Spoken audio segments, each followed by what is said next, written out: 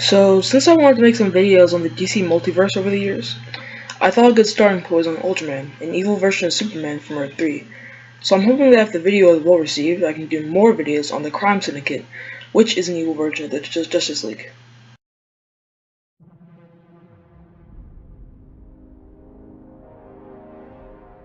So Ultraman hails from the Earth 3 universe, which is a type of universe with everything sort of reversed, including its own history. What I mean by this is that while colonists settled into Native American land, in our reality, on Earth 3, this is not the case.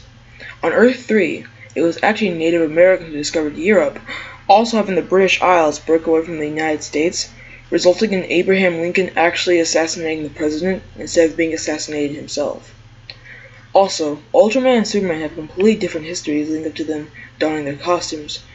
While Ultraman would not see a sufficient origin until the New 52, Ultraman and Superman both have the same type of origin given to us originally. While the Krypton we know about did explode, Ultraman's did not, but he was still sent to Earth for reasons I could not find in my research. Now, instead of being weakened by kryptonite, when exposed to it, Ultraman grows sufficiently stronger. Growing up, Ultraman decides to use this ultra power for evil. Adopting the name of Ultraman instead of Superman, he set out to conquer Earth. Along his criminal path, Ultraman met others who shared the same goals. These included Owlman, evil version of Batman, Superwoman, an evil version of Wonder Woman that is actually Earth 3's Lois Lane, Johnny Quick, an evil version of Flash, and Powering, an evil version of Hal Jordan, who seems not be from some actual Lantern Corps. Ultraman himself would temporarily gain the ability to see into other realities when exposed to kryptonite. Originally wanting to take on Earth 1 and Earth 2's heroes and conquer both worlds, the combined efforts of the Justice League and the Justice Society, which is Earth 2's Justice League, was enough to stop the Syndicate.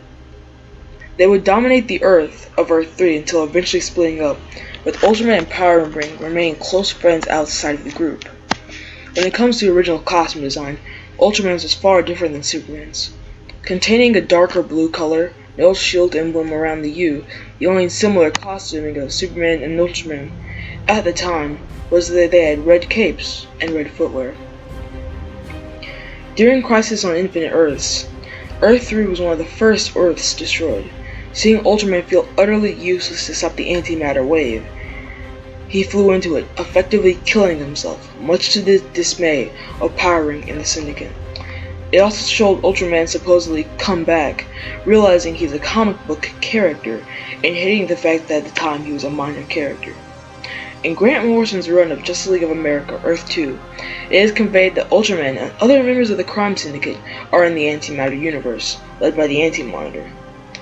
The Ultraman here was an astronaut named Clark Kent, who was killed in a shuttle explosion, having aliens abduct him, reconstruct his dead body, and gave him powers similar to that of Superman, basically retconning the part of his history, showing that he was from Krypton. The Ultraman that we see here is not a team player, forcing Superwoman to marry him and threatening Owlman with death because of Owlman and Superwoman having an overt affair. Ultraman, however, never did this because of blackmail that Owlman had over him. It is worth noting that Ultraman has died multiple times in the Antimatter universe, but has continuously returned to life, and that his costume went through a change, matching Superman's costume more equally. He also housed kryptonite so that he could power himself whenever needed.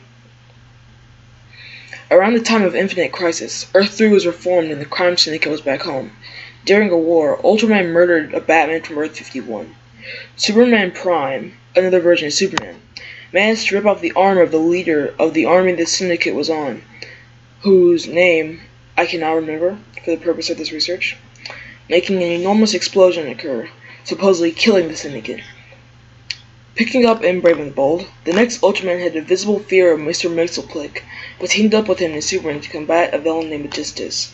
This Ultraman also hated Superman. Now, the longer this Ultraman stayed in Earth 1, the more he became like Superman.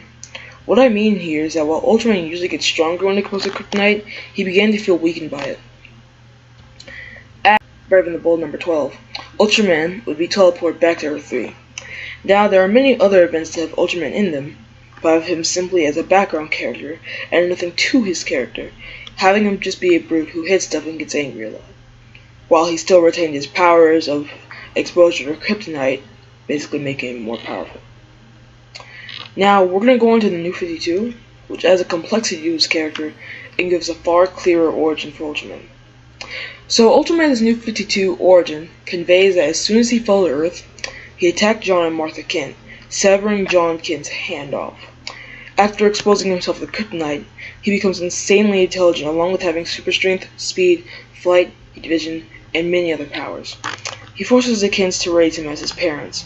Now, while we don't exactly see it on panel, we're told in a box of text that the Kents tried to escape the farm when he was 7, so Ultraman burned them alive with his heat vision in the cornfields.